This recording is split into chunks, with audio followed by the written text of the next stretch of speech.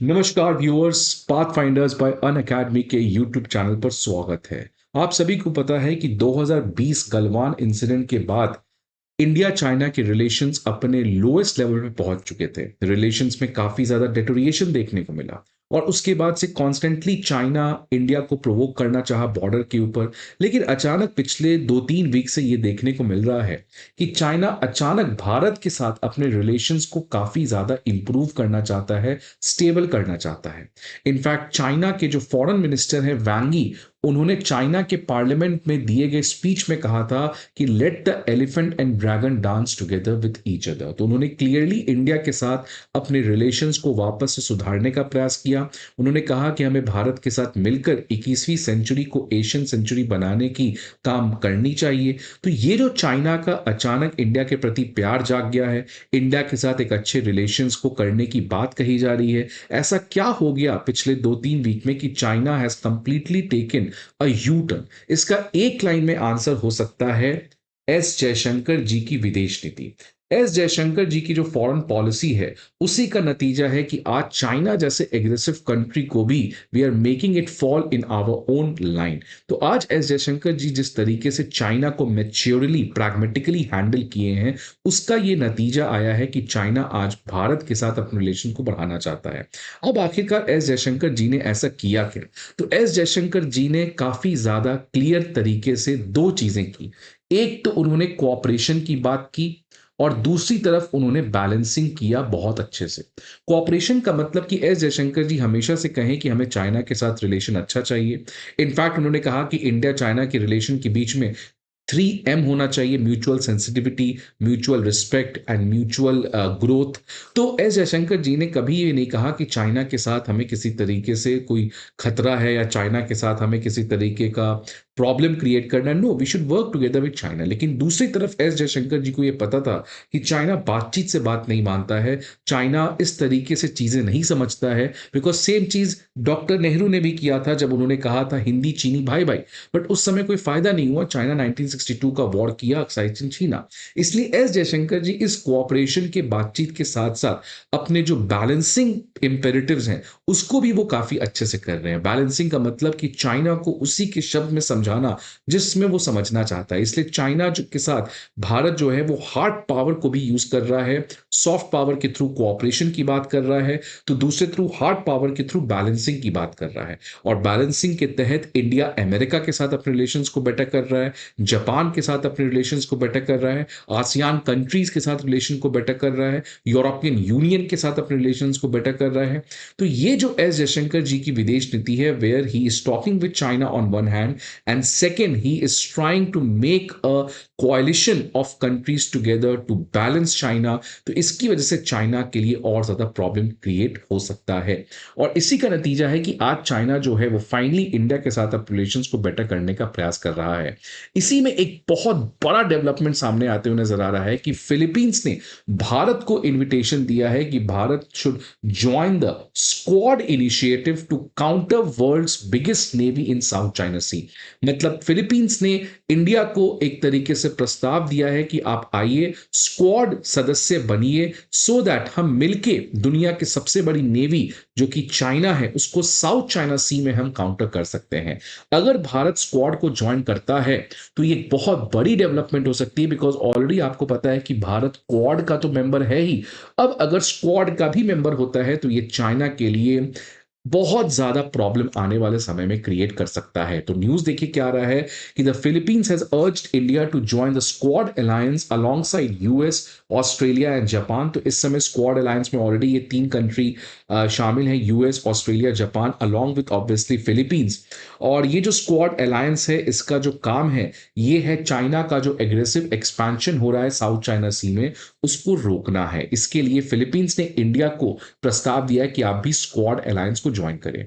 General Romeo S ब्रावनर जो Philippines arm force के chief of staff हैं, उन्होंने रिसेंटली एक स्टेटमेंट में कहा कि चाइना आज इलीगल, कोअर्सिव और डिस्ट्रप्टिव गे जोन टैक्टिक्स कर रहा है साउथ चाइना सी में, सच एज वो आर्टिफिशियल आइलैंड्स को बना रहा है, वहां पर अपने मिलिट्री को स्टेशन कर रहा है और इस तरीके से काफी ज्यादा जो यहाँ पे रूल ऑर्डर है उसको डिस्टर्ब कर रहा है, यूनिलैटरली काम कर रहा है।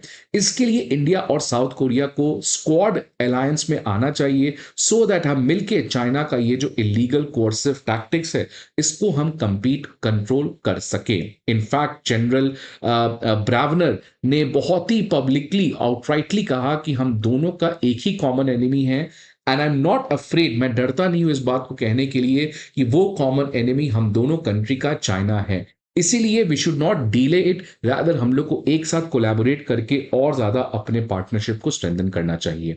अब ये जो chief of Philippines arm force के स्टाफ हैं जनरल बार्डनर, ये कहां पे ये पब्लिकली स्टेटमेंट दिए, तो ये स्टेटमेंट रायसीना डायलॉग में आया। आपको पता है इस समय रायसीना डायलॉग चल रहा है और इसमें बहुत सारे important leaders from international geopolitics वो शामिल हैं। न्यूजीलैंड के prime minister as a chief guest, इसके अलावा तुलसी गैबार्ड जी भी आई हुई हैं, तो बहुत लोग यहाँ पे आए हुए हैं और यहीं पे फिलीपींस के जो आर्मी चीफ हैं उन्होंने इस तरीके का स्टेटमेंट दिया।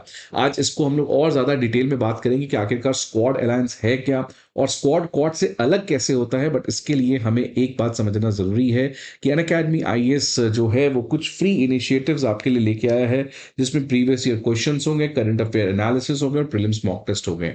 ये सभी पीडीएफ अब आपको अनअकैडमी आईएएस के द्वारा फ्री ऑफ कॉस्ट प्रोवाइड किया जा रहा है। इसके लिए आपको हमारे वीडियो पे दिए गए डिस्क्रिप्शन पे एक लिंक मिलेगा, वहां पे जाकर आपको इसको डाउनलोड करना है। इसके अलावा आपको किसी भी तरीके की इंफॉर्मेशन चाहिए तो आप इस नंबर पर कॉल भी कर सकते हैं। अब देखिए क्वाड जिसका नाम आपने ऑलरेडी सुना होगा, जिसमें यूएस, जापान, इंडिया और ऑस्ट्रेलिया है, ये चारों कंट्री का काम क्या है, बेसिकली ये जो पूरा इलाका है जिसको हम इंडो पैसिफिक कहते हैं, इसको फ्री एंड ओपन रखा जा सके। So free and open Indo Pacific is the one important goal because of which ये चारों डेमोक्रेटिक कंट्रीज एक साथ आके इस तरीके का क्वाड पार्टनरशिप बनाए हैं। अब यहां पे जो यूनिलैटरली एक्शंस ले रहा है वो ऑब्वियसली आपको पता है चाइना, तो इसी यूनिलैटरलिज्म को खत्म करके एक रूल बेस्ड ऑर्डर यहां पे स्टैब्लिश किया जा सके, इसके लिए क्वाड बनाया है। लेकिन अगर हम बात करें स्क्वाड के बारे में, तो स्क्वाड जिसमें ऑस्ट्रेलिया, जापान, फिलीपींस और यूनाइटेड स्टेट्स मेंबर हैं, ये इंडो पैसिफिक के एक छोटे से section which is the South China Sea उसके ऊपर फोकस करता है। तो अब देखिए ये पूरा इलाका जो है वो हमारा इंडो पैसिफिक है, लेकिन अगर मैं इस इलाके की बात करूं जो इंडो पैसिफिक का एक छोटा सा वर्जन है, एक छोटा सा एरिया है जो सबसे ज्यादा चाइना के लिए कमजोर लिंक है, सबसे ज्यादा चाइना के प्रॉब्लम्स यहीं पे हैं, वो है साउथ चाइना सी। तो साउथ चाइना सी में कैसे हम चाइना के क्लेम्स को रोक सके, चाइना के एग्रेसिवनेस को रोक सके, चाइना के अगेंस्ट हम मिलिट्री एक्टिविटीज को कंडक्ट कर सके, उसके लिए एक छोटा सा ग्रुप बनाया गया है स्क्वाड करके, जहां पे प्राइमरली इधर के कंट्री शामिल है जिसमें फिलीपींस हो गया, आपका जापान हो गया, यूएस हो गया और ऑस्ट्रेलिया हो गया। तो इंडो पैसिफिक के थ्रू क्वाड को बनाया गया है और साउथ चाइना सी में आपको चाइना के एग्रेसिवनेस को रोकने के लिए स्क्वाड बनाया गया है। ऑल्दो ये दोनों कॉम्प्लीमेंट्री हैं, अब लेकिन फिलीपींस चाहता है कि भारत जो है वो स्क्वाड के भी ग्रुपिंग का सदस्य बने और स्क्वाड के ग्रुपिंग बनने से भारत का इंडो पैसिफिक के अंदर साउथ चाइना सी में जो प्रेजेंस है वो काफी ज्यादा बढ़ सकता है। और साउथ चाइना सी आपको पता है काफी इंपॉर्टेंट एरिया है बिकॉज यहां से लगभग $3 ट्रिलियन का शिप बेस्ड कॉमर्स यहीं से पास करता है। और इस साउथ चाइना सी में आपको पता है कॉन्स्टेंटली 9 डैश लाइन को डिस्प्यूट है जो चाइना ने बना रखा है, जिसके थ्रू फिलीपींस, मलेशिया, ब्रूनेई, इन सभी कंट्री को यहां पे परेशानी है, वियतनाम। और इनफैक्ट फिलीपींस ने 2016 में चाइना का जो इलीगल यहां पे कंट्रोल है जिसके थ्रू स्कैरबॉक शोल बना दिया है, पार्सल आइलैंड्स, पार्कले आइलैंड्स, इन सभी चीज के ऊपर लगभग चाइना 90% ये पूरा साउथ चाइना सी को अपना क्लेम करता है, अपना टेरिटरी। इस यूनिलैटरली एक्सपेंशनिज्म को फिलीपींस ने चैलेंज किया था 2016 में, उसके through international court of justice का आउटकम भी आया था। उसने कहा था कि चाइना के जो क्लेम्स है वो इलीगल है, बट चाइना इस चीज को मानने को तैयार नहीं है। तो इसलिए स्क्वाड जो है वो एक तरीके से स्पेसिफिकली इंडो पैसिफिक पे फोकस ना करके उसके एक सब सेक्शन साउथ चाइना सी पे फोकस करता है और अगर मैं स्क्वाड के बारे में कुछ इंपॉर्टेंट चीज आपको वापस से बताऊं तो एक इनफॉर्मल ग्रुपिंग है। इसका मेन फोकस एरिया है साउथ चाइना सी, और यहां पर ये सारे स्क्वाड कंट्रीज कोलैबोरेटिव तरीके से मिलिट्री ट्रेनिंग करते हैं, इंटेलिजेंस शेयरिंग का काम करते हैं और ज्वाइंट एक्सरसाइज भी करते हैं। तो अगर भारत स्क्वाड का सदस्य बनता है दोस्तों, तो एक तो वो चाइना के सबसे वीकेस्ट एरिया में अपने इन्फ्लुएंस को बढ़ा सकता है, और अगर चाइना वापस से हमें लद्दाख या अरुणाचल प्रदेश में प्रॉब्लम क्रिएट करता है तो हम अपने इन्फ्लुएंस को साउथ चाइना सी में और ज्यादा बढ़ा के चाइना के लिए प्रॉब्लम क्रिएट कर सकते हैं। और फिलीपींस का भारत के प्रति इतना बड़ा ऑफर ये बताता है कि आज फिलीपींस जो है वो भारत के साथ एक अच्छा रिलेशन चाहता है। इनफैक्ट फिलीपींस को ऑलरेडी भारत ने ब्रह्मोस एक्सपोर्ट कर चुका है मिसाइल, उसके लिए Philippines has always been thankful to India.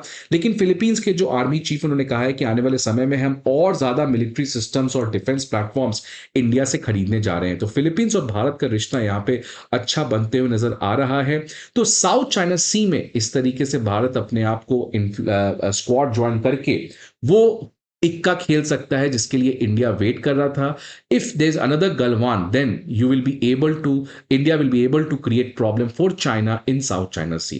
तो ये बताता है एस जयशंकर जी की विदेश नीति, जहां पे उन्होंने क्लियरली कहा है कि भैया हमें तो चाइना के साथ स्टेबिलिटी चाहिए, लेकिन अगर आप हमें डिसरिस्पेक्ट करोगे, हमारे नेशनल इंटरेस्ट को हर्ट करोगे, so I will also do the same thing which you are doing against us. तो भारत की ये जो रियलिस्ट पॉलिसी है, प्रैग्मेटिक पॉलिसी है, जहां पे हार्ड पावर और सॉफ्ट पावर दोनों थ्रू हार्ड बैलेंसिंग और सॉफ्ट बैलेंसिंग दोनों हम चाइना के साथ कर रहे हैं, that is finally giving us the profit. और इसीलिए चाइना जो है वो समझ चुका है कि भारत अब हिंदी चीनी भाई भाई नहीं करेगा, रादर हम अगर आप हमें प्रॉब्लम क्रिएट करोगे तो हम भी आपके लिए आपके कमजोर एरिया में प्रॉब्लम क्रिएट करेंगे। तो अगर आप हमारे लद्दाख में प्रॉब्लम क्रिएट करोगे तो हम ताइवान में करेंगे, हम तिब्बत में करेंगे, हम साउथ चाइना सी में करेंगे। So this pragmatic Cautillian policy adopted by S. Jaishankar ji is finally giving benefit for India in the international politics. आपके क्या व्यूज है स्टूडेंट्स इस पर्टिकुलर डेवलपमेंट के बारे में? Please let me know in the comment box. I hope आपको ये video अच्छा लगे, लाइक जरूर करिएगा and stay tuned for the next video.